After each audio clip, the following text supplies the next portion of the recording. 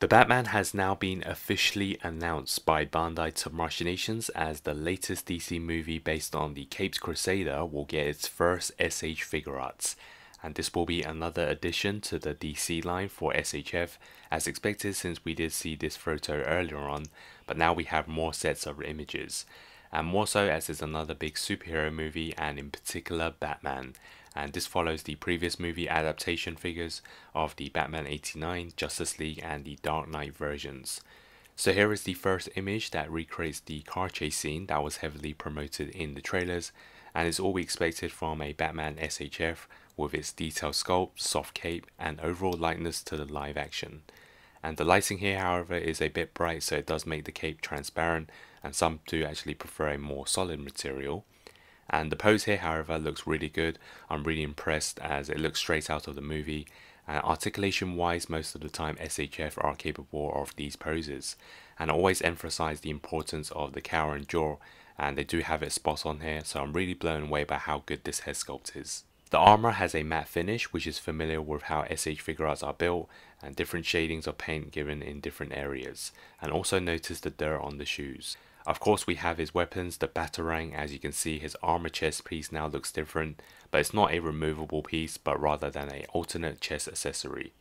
And here is the full set of images of the accessories, which do include the different grapple gauntlets he uses, a grenade, handcuffs and multiple hands. So it's what we expected, and after seeing the Mezco version, Bandai couldn't really do any less accessories.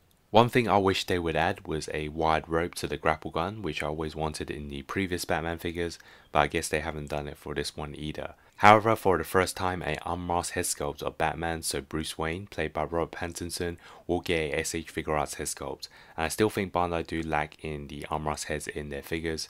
So this is a big plus, and I wouldn't say it's perfect, although they do have the hair and eyeshadow right, but from this angle it's not as defined as I want it to be.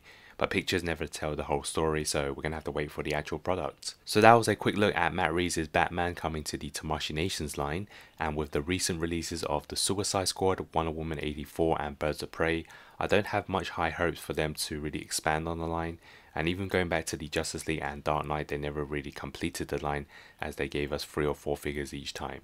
Whereas another competitor like Medicom Mafex do a much bigger line for their DC films. However, I don't think this movie had a huge list of characters, so Catwoman, Riddler and Penguin wouldn't be out of their usual limit, but if they do announce them as well, I would be more than happy to pick up this version and skip the Mezco or Mafex versions when they eventually get made. I could also see them giving us a Batmobile since they did one for the Bale version.